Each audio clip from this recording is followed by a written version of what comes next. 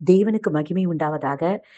அன்பான சகோதர சகோதரிகளே, கடந்த நாள்ல வேதத்தை நான் பரிசுத்த வேதாகமத்தை வாசித்து கொண்டிருக்கிற அந்த சூழ்நிலையில ஆண்டவர் ஒரு ஸ்திரீயை குறித்து ஆண்டவர் என்னோடு கூட இடைப்பட்டு கொண்டிருந்ததை என்னால உணர முடிந்தது.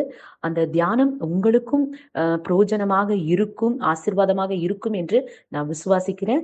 அது என்னவென்றால், லூக்கா 13ஆம் அதிகாரத்துல 10ஆம் வசனத்திலிருந்து 17ஆம் வசனங்கள்ல அங்க ஒரு ஸ்திரீயை குறிப்பிடப்பட்டுள்ளது. அந்த ஸ்திரீ யார் என்றால் 18 வருடமாக பலவீனப்பட்ட ஒரு ஸ்திரீயாக அந்த இடத்துல இருக்கிறார். ஆம் பிரியமான சகோதர சகோதரிகளே, 18 ஆண்டுகள், ஒரு நாள் 2 நாள் இல்ல, ஒரு மாதம் 1 வருடம் கூட இல்ல, 18 ஆண்டுகளாக நிமிர முடியாத நிலை, தலை உயர்த்த முடியாத வாழ்க்கை, எப்போதுமே தரையை மட்டுமே பார்த்து கொண்டே நடக்கும் ஒரு ஸ்திரீ. மனுஷர்கள் அவளை வியாதிக்காரி என்றே பார்த்திருப்பார்கள். யாரும் அவளுடைய உள்ளத்துல வேதனைய கேட்டிருக்க கூட மாட்டாங்க. யாரும் அவளுடைய இரவு கண்ணீரை கூட பார்த்திருக்க மாட்டாங்க. ஆனா அன்பான தேவ பிள்ளைகளே, மனுஷர்கள் கவனிக்காத அந்த ஸ்திரீயை தேவன் கவனித்தார். அல்லேலூயா.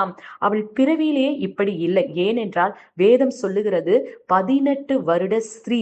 ஸ்திரீ என்றால் அப்ப அவள் ஒரு வாலிப மகள் அல்ல. அவள் ஒரு 40 ஒரு 60 வயதுக்குள்ள ஒரு ஸ்திரீயாக இருந்திருக்க வேண்டும்.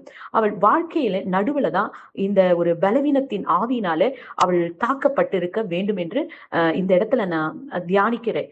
அன்று தொடங்கின அந்த 18 வருடங்கள் அவளை நிமிர விடாமல் கட்டி வைத்திருந்த ஒரு வேதனையில அவள் காணப்பட்டிருந்தாள்.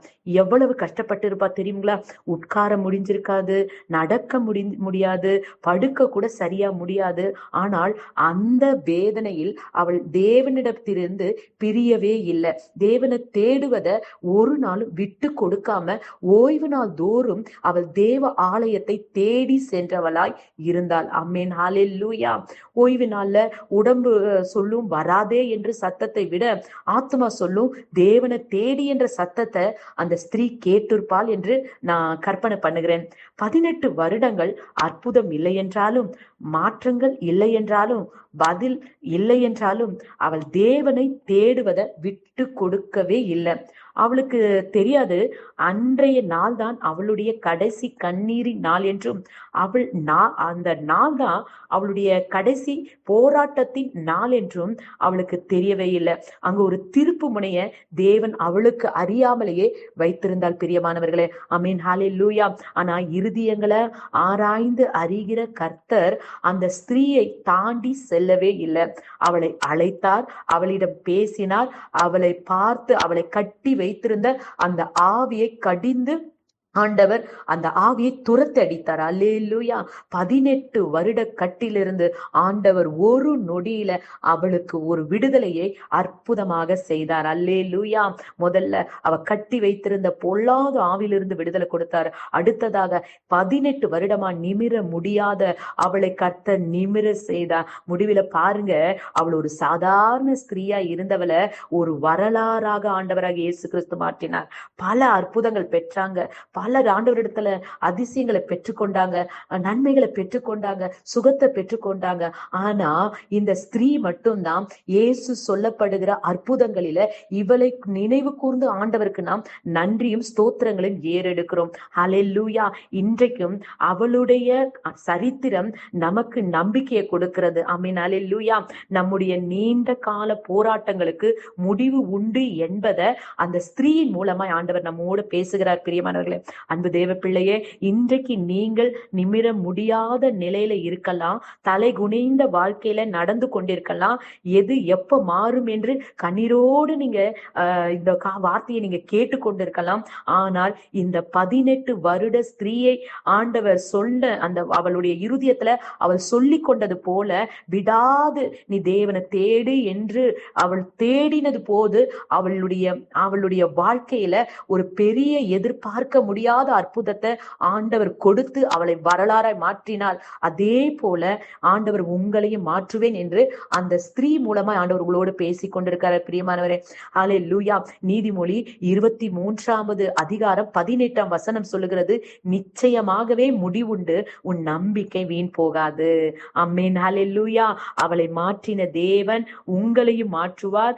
உங்களையும் ஒரு வரலாறாக ஆண்டவர் சாட்சியாக நிறுத்துவார். ஆகையால இன்றைய வழியை பெரிதாக பார்க்காம உங்களை நிமர செய்கிற வல்லவரான பெரிய தேவனை உயர்த்தி பாடுங்கள். கண்ணீரோட இருந்தாலும் நம்பிக்கையோட இருங்க. கர்த்தர் உங்களை மகிழ்ச்சியாய் நடத்த போகிறார். ஆமீன். சின்ன ஒரு ஜெபத்தை இந்த நேரத்துல நம்ம செய்வோம். ஆண்டவர் இந்த ஜெபத்தை கேட்டு உங்க வாழ்க்கையில பெரிய காரியங்களை செய்வாராக. ஆமீன். ஹல்லேலூயா. அன்பும் கிருபையும் நிறைந்த எங்கள் அன்புள்ள இயேசப்பா, இன்றைக்கு நீர் எங்களோடு பேசின இந்த வார்த்தைக்காக உமக்கு நன்றி செலுத்துகிறோம். ஆண்டவரே, 18 வருடங்களா கட்டப்பட்டிருந்த அந்த ஸ்திரியை ஒரு நொடியில விடுதலையாக்கி அவளை ஒரு சரித்திரமாக நீங்க மாற்றினீங்க ஏசப்பா.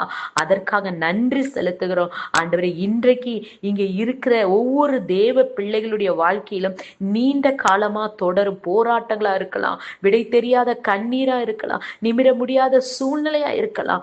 ஆனால் ஆண்டவரே, அந்த எல்லா சூழ்நிலை நடுவிலும் உம்மை விடாமல் தேடுகிற உம்முடைய பிள்ளைகளை கர்த்தர் இந்த நாள்ல விடுதலையாக்குவீராக. ஆண்டவரை, அந்த ஆண்டவர் 18 வருட ஸ்திரீக்கு எதிர்பார்க்க முடியாத நேரத்துல அவளுக்கு ஒரு அற்புதத்தை செய்தது போல இந்த நாள் நம்முடைய பிள்ளைகளுடைய வாழ்க்கையிலும் நீர் அந்த அற்புதத்தை செய்யும்படியாய் இயேசுவின் நாமத்தினால ஆண்டவரை ஜெபிக்கிற ஆண்டவரே, இன்றைக்கு உம்முடைய பிள்ளைகள் எதெல்லாம் உடைய சமூகத்துல எந்த பாரத்தோடு, எந்த வழிகளோடு, எந்த பலவீனத்தோடு காணப்பட்டு சத்துருவர்களை கட்டி வைத்திருக்கிறானோ அத்தனை கட்டுகளும் இயேசுவின் நாமத்தினால ஆண்டவரை முறியடித்து நாங்கள் ஜெபிக்கிறோம். ஆண்டவரை, இந்த நாளில உம்முடைய பிள்ளைகளை நிமிர செய்து அவர்கள் தலைகளை உயர்த்தி அவங்க வாழ்க்கையை ஒரு வரலாறாக, அவங்க வாழ்க்கையை ஒரு சாட்சியாக தேவன் நடத்த அவர்களுக்கு கிருபை கொடுப்பீராக. ஆண்டவரே, இன்றைக்கு இந்த ஜெபத்தை கேட்டு அவங்க வாழ்க்கையில ஒரு பெரிய மாற்றத்தை கொடுத்து அவங்க வாழ்க்கையில ஆண்டவரே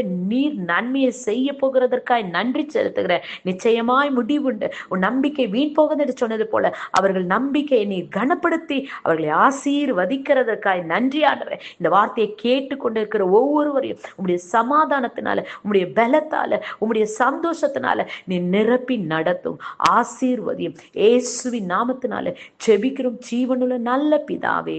ஆமீன், ஆமீன், ஆமீன். God bless you.